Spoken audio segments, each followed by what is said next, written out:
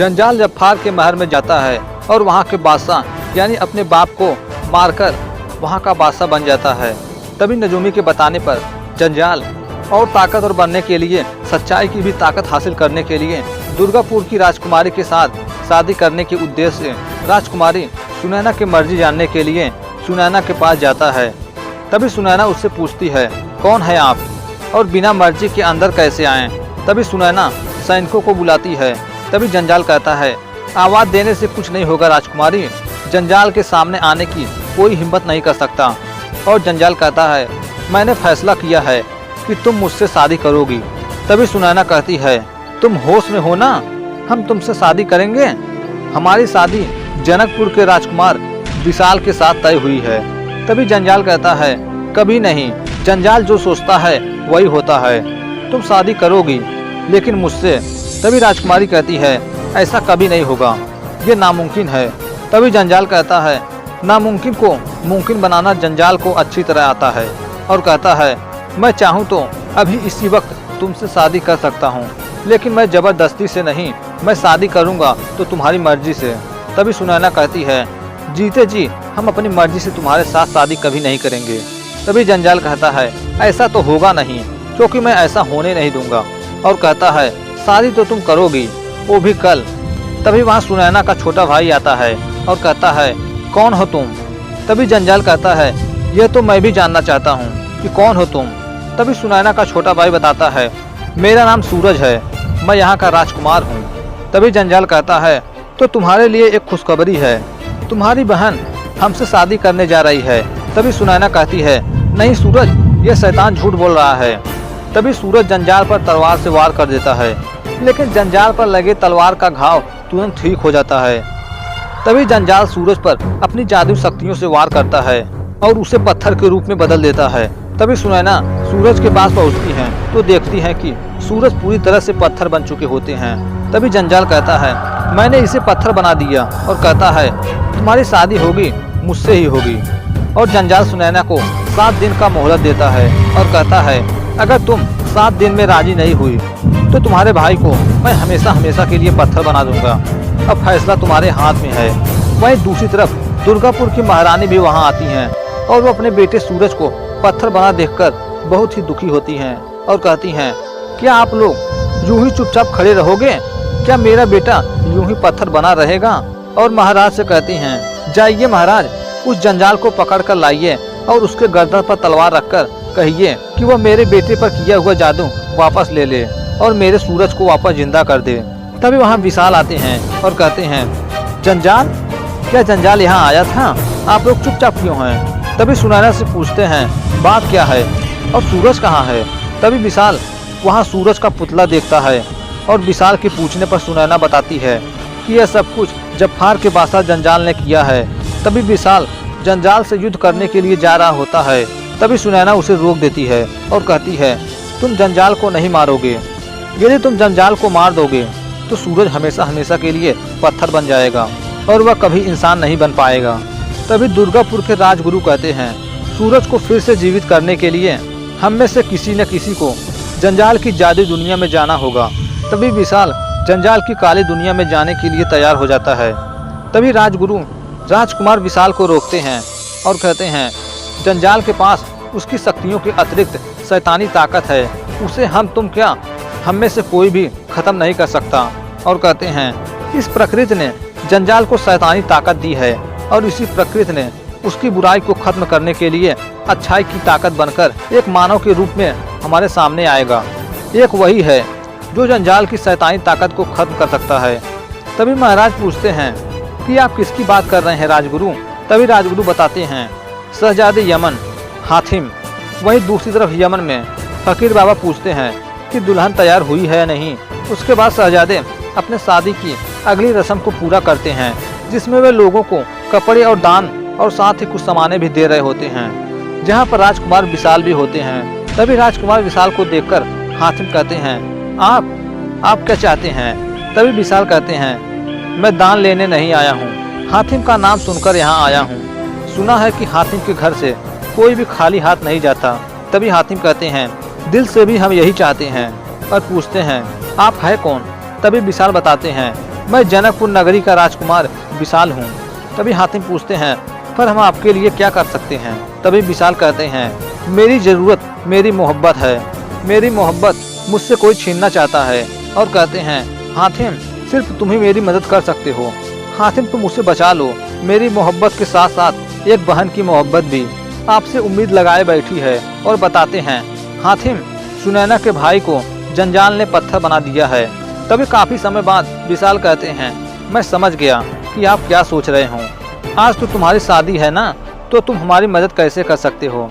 लेकिन हातिम अपने फर्ज से पीछे हटने वाले थे नहीं और वे विशाल के साथ जाने के लिए तैयार होते हैं और अपनी शादी वहीं रोक देते हैं। उसके बाद फरिस्तान जाते हैं। तभी राजगुरु हातिम को बताते हैं कि आज से हजारों साल पहले जब फरिस्तान अच्छाइयों की ताकत पर बनाया गया था, तब हमारे यहाँ पर भविष्यवाणी हुई थी और वो भविष्यवाणी हातिम को सुनाया जाता है। समय आएगा जब बुराई की ताकत इतनी बढ़ जाएगी कि शैतान अच्छाइयों की ताकत को हासिल करके सारी दुनिया पर हुकूमत करेगा। तभी राजगुरु कहते हैं, अब लगता है वो वक्त आ गया। दुर्गापुर जैसा भलाई, न्याय और अच्छाई का राज्य पूरी दुनिया में दूसरा कोई नहीं। और बताते हैं, जब फार का बादशाह जंजाल वहाँ की राजकुमारी के साथ शादी करके अपनी बुराई की ताकत को अच्छाई की ताकत में जोड़कर दुनिया का सबसे ताकतवर राजा बनना चाहता है। अगर जंजाल ने राजकुमारी सुनैना के साथ शादी कर ली तो वह अच्छाई की ताकत को अपने काबू में लेकर वह पूरी दुनिया को खत्म कर देगा और तब जंजाल की जुल्मी हुकूमत को रोकने के लिए कोई भी नहीं बचेगा। और राजगुरु कहते हैं, हमें जंजाल को रोकना होगा। तभी हातिम कहते हैं, कैसे? तभी वह करिश्माई आवाज़ आती है कि दुनिया के 7 कोनों में 7 ऐसे सवाल छुपे हैं जिसका जवाब आज तक कोई नहीं ढूंढ पाया है। और वह 7 सवाल ही उस शैतानी ताकत का राज हैं। और आवाज़ आती है, अगर उस शैतानी ताकत को खत्म करना है तो एक एक करके उन 7 सवालों का जवाब ढूंढना होगा। हर सवाल का जवाब मिलने पर अच्छाई की ताकत एक कदम आगे बढ़ेगी और बुराई की ताकत एक कदम पीछे बढ़ेगी। और राजगुरु बताते हैं, हर सवाल का जवाब मिलने पर राजकुमार सूरज पर किया गया जादू धीरे धीरे हटना शुरू हो जाएगा और 7 सवालों का जवाब मिलने पर बुराई की ताकत को तोड़ना आसान हो जाएगा। और हातिम को बताते हैं कि ये रास्ता मुश्किल भी है और खतरनाक भी, लेकिन हातिम दुनिया को बचाने के लिए और हर खतरों से और हर मुश्किल से लड़ने के लिए तैयार थे।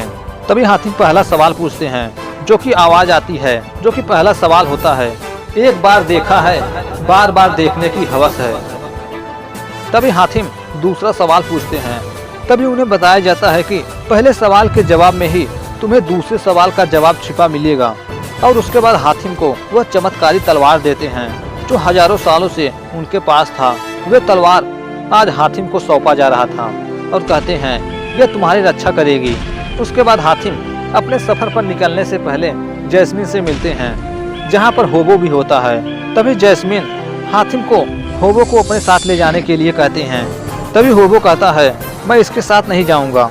तभी हातिम कहते हैं, वैसे भी इस जानवर के साथ मैं भी नहीं जाना चाहता। तभी होबो कहता है, जानवर जानवर कहते हो? मुझे हजारों सालों का तजुर्बा है, काट के फेंक दूंगा। लेकिन जैस्मीन के कहने पर होबो हातिम के साथ जाने के लिए तैयार हो जाते हैं और हातिम होबो के साथ अपने 7 सवालों के सफर के लिए निकल जाते हैं। तभी हातिम और होबो रास्ते में जा रहे होते हैं। तभी होबो कहता है, हातिम सवाल का पता नहीं और जवाब ढूंढने निकल गए। पता नहीं किस पागल के साथ जैस्मीन ने मुझे भेज दिया। और होबो कहते हैं, वो भी एक सवाल नहीं, 7 सवाल। और होबो कहता है, हातिम अभी भी वक्त है, लौट चलते हैं। वो सुनैना किसी और को भेज देगी 7 सवालों को ढूंढने के लिए। लेकिन हातिम अपने वादे से पीछे हटने वाले थे नहीं। वहीं दूसरी तरफ नजूमी सारी बातें जंजाल को जाकर बताता है और बताता है कि हातिम इस वक्त जादुई खंडहर की ओर बढ़ रहा है। वहीं दूसरी तरफ हातिम उस जादुई खंडहर तक पहुंच चुके होते हैं। तभी वहां उन्हें किसी घोड़े के चलने की आवाज़ सुनाई देती है, लेकिन उन्हें वहां कोई नहीं दिखाई दे रहा था। वहीं दूसरी तरफ जंजाल कहता है, अब पता चलेगा हातिम को हमारे जादुई ताकत का।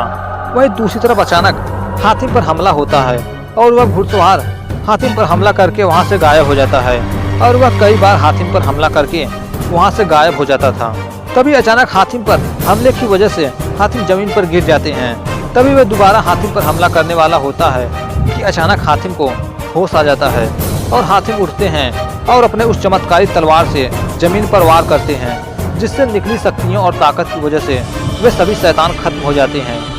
तभी उस तलवार के नीचे की जमीन से कोई ताकत निकलती है और वह पास के तालाब में जाकर प्रकट होती है।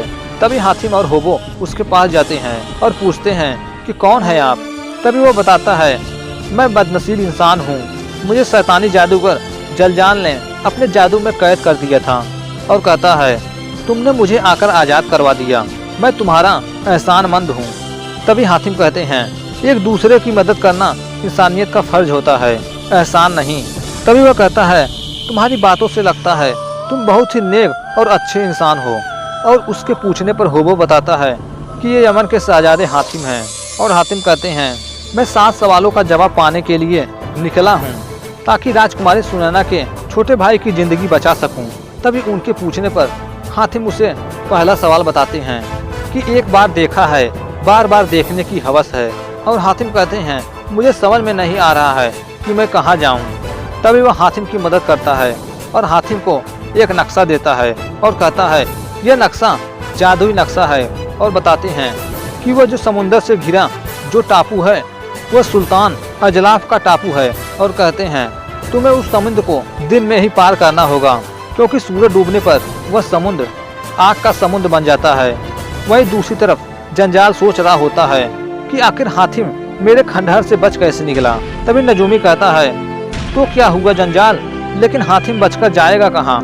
वह असलाफ के टापू की ओर निकला है और कहता है कि वह असलाफ तो आपका गुलाम है और वह वहाँ से बचकर बाहर नहीं जा पाएगा। वहीं दूसरी तरफ समुंदर से घिरे असलाफ में जश्न हो रहा होता है। तभी वहाँ जंजाल आता है और अजलाफ कहता है, मेरे आका जंजाल, हुक्म कीजिए। तभी जंजाल कहता है, तुम्हारे रियायत की ओर कोई 2 आदमी आ रहे हैं, तुम्हें उन्हें खत्म कर देना होगा। तभी अजलाफ कहता है, जो हुक्म मेरे बादशाह। वहीं दूसरी तरफ उसी रात उस मुल्क अजलाफ के समुद्र के किनारे पहुंच जाते हैं। वहीं दूसरी तरफ वे दोनों मुल्क अजलाफ के समुद्र के किनारे पहुंच जाते हैं। तभी होबो कहता है, हातिम, ये तो समुंदर आग का समुंदर है। तभी हातिम कश्ती बनाने के लिए कहते हैं। तभी होबो कहते हैं, कश्ती, तुम्हारा दिमाग तो खराब नहीं हो गया है। इस आग के समुंदर में कश्ती लेकर उतरोगे तो कश्ती के साथ हम भी राख हो जाएंगे।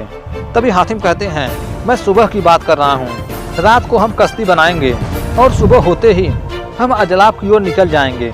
उसके बाद हातिम रात को कश्ती बनाते हैं। तभी होबो कहता है, तुम समझ क्यों नहीं रहे हो, यहाँ हर पल खतरा है, ये आग का समुंदर।